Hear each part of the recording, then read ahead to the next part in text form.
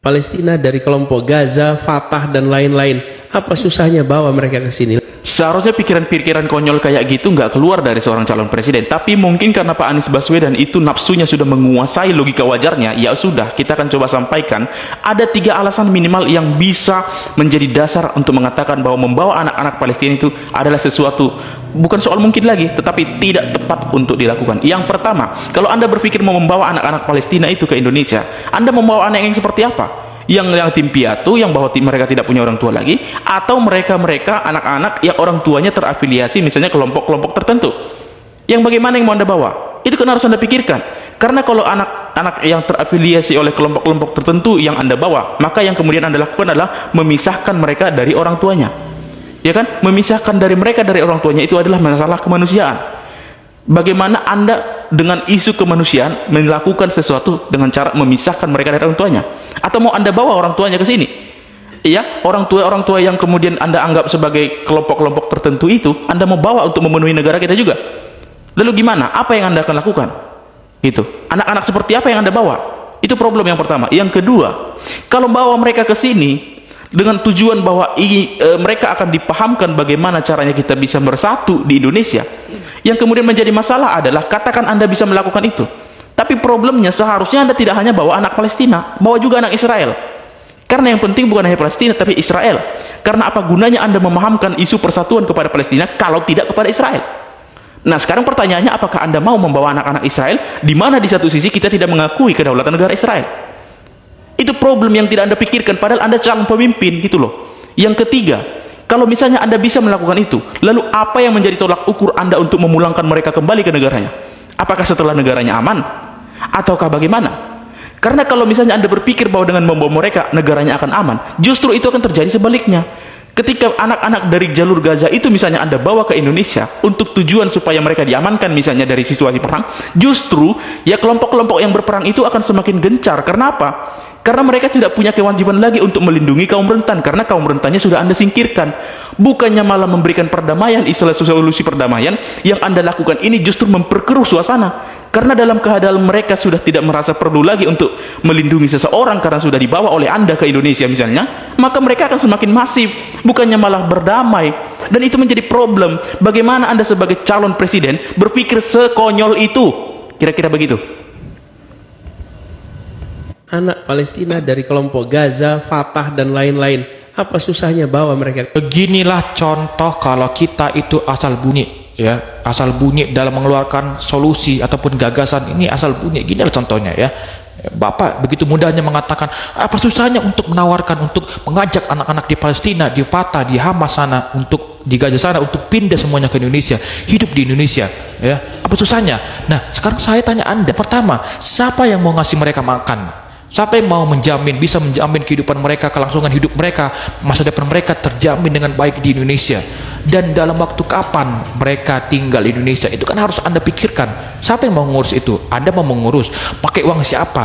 Nah, apakah dana negara punya? Ya, negara khusus untuk para pengungsi yang tinggal di Indonesia. Nah, gak usah jauh-jauh, kita melihat aja di Indonesia masih banyak daripada rakyat kita, mohon maaf, ini jauh di bawah rata-rata, yang hidupnya itu susah, belum punya tempat tinggal, masih banyak yang hidup di jalan, ya, tidak bisa makan, tidak punya tempat tinggal, dan banyak lagi kesusahan yang masih belum bisa dibereskan oleh pemerintah Indonesia sampai saat ini, ya, karena negara kita belum menjadi negara maju, teman-teman, belum bisa menjamin kemakmuran daripada rakyatnya itu, ya. Belum lagi itu, udah ditaruhkan solusi untuk bisa menghidupi para pengungsi yang ribuan bahkan ratusan ribu dari Gaza, Hamas, ya, Fatah sana, Palestina sana. Itu kan solusi yang ngawur, saya pikir, ya. Nah, yang berikut, kalau misalkan Anda ingin menawarkan solusi seperti itu, mengajak mereka semua tinggal di sini, tentunya kan ada kekosongan pendudukan di jalur Gaza. Nah, otomatis, ya, dengan kata lain, Anda ingin mendukung dan menyetujui pendudukan Israel di jalur Gaza, dan Israel akan menguasai jalur Gaza. Loh, ya iya, karena kan jalur Gaza akan kosong, terjadi kekosongan pendudukan karena Anda memindahkan semua mereka untuk hidup di Indonesia. Ini kan ngawur, saya pikir, ya. Padahal sebelumnya Anda itu, ya, akan dengan getol, ya, dengan keras bahwa untuk mendukung Palestina, memerdekakan Palestina, tetapi justru di sini Anda blunder yang sangat-sangat, ya fatal ya, blunder Anda sangat fatal, dan solusi yang Anda tawarkan semua ini ngawur ya, karena nggak masuk akal gitu ya. Itu tandanya Anda kan mendukung dan menyetujui pendudukan Israel di jalur Gaza ya otomatis karena jalur Gaza itu kosong. Nah itu kan dua hal yang urgent yang harusnya Anda pikirkan sebelum Anda mengeluarkan solusi ya. Siapa yang mau hidupi mereka ya, makanan mereka, kelangsungan hidup mereka, masa depan mereka, rumah, tempat tinggal ya, dan juga status mereka sebagai warga negara Indonesia. Nggak mungkin mereka tinggal di sini sebagai warga negara asing. Dan tentunya ya dengan kata lain Anda menyetujui pendudukan Israel di jalur Gaza atau di Gaza dengan terjadinya kekosongan pendudukan di jalur Gaza. Jadi lah ya, Anda memikirkan dulu ya apa yang Anda sampaikan sebelum Anda itu menyampaikan gagasan ataupun solusi Anda itu, supaya ya Anda tidak ditertawai oleh orang-orang, oleh netizen, oleh masyarakat Indonesia. Kira-kira seperti itu teman-teman. Anak-anak Palestina dari kelompok Gaza, Fatah dan lain-lain, apa susahnya bawa mereka? Apa susahnya bawa anak-anak Palestina ke Indonesia? Memang nggak ada susahnya, gampang. Apalagi hanya sekedar ngomong kita hanya sebagai seorang masyarakat. Apalagi yang notabene pada saat ini yang ngomong ini bukan lagi sebagai seorang yang memerintah atau pemerintah. Jadi dia hanya ngasih usulan, ngasih seolah-olah idenya itu gampang dikerjakan oleh pemerintah, padahal itu payah. Nah, pasti di sini pendukungnya bilang, wah hebat gagasannya, beliau punya hati yang mulia. Jadi bola panasnya itu bukan di dia, di pemerintah. Jadi seolah-olah di sini pemerintah tersudutkan, karena mau nggak mau pemerintah itu pasti susah melaksanakan itu, pasti nggak gampang mengerjakan itu guys. Nggak segampang itu membawa orang-orang Palestina ke sini dan memberi makan dan membiayai segala macam. Itulah orang-orang hebat, seorang tunanetra yang mempunyai analisis yang tajam. Saya kira kita patut bangga dengan warga negara Indonesia yang seperti ini. Anies dengan entengnya mengatakan bahwa apa susahnya anak-anak dibawa ke Indonesia. Sementara orang-orang yang ada di Indonesia saja masih banyak membutuhkan bantuan, masih banyak membutuhkan uluran tangan dari orang-orang yang layak, yang seharusnya memberikan bantuan, termasuk Anies Baswedan. Ada tidak bentuk kepedulian Anies Baswedan terhadap orang-orang yang masih di bawah kata layak dalam kehidupan di Indonesia ini? Sampai saat ini tidak ada. Jadi jangan sok-sok begitu peduli terhadap orang-orang yang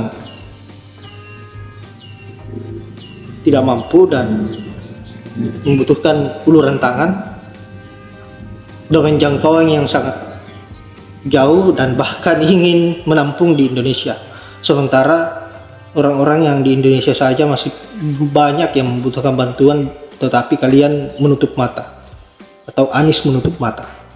Saya kira ini hanyalah bentuk kampanye yang dibungkus dengan agama, bagaimana agar masyarakat menaruh simpati terhadap Anies Baswedan, agar masyarakat ini menilai bahwa Anies Baswedan sangat mulia dan patut untuk dijadikan sebagai pemimpin agar kedepannya Indonesia lebih baik.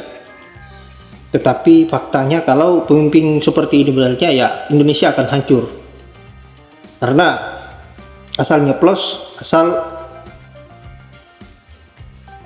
asal bicara tanpa berpikir secara rasional.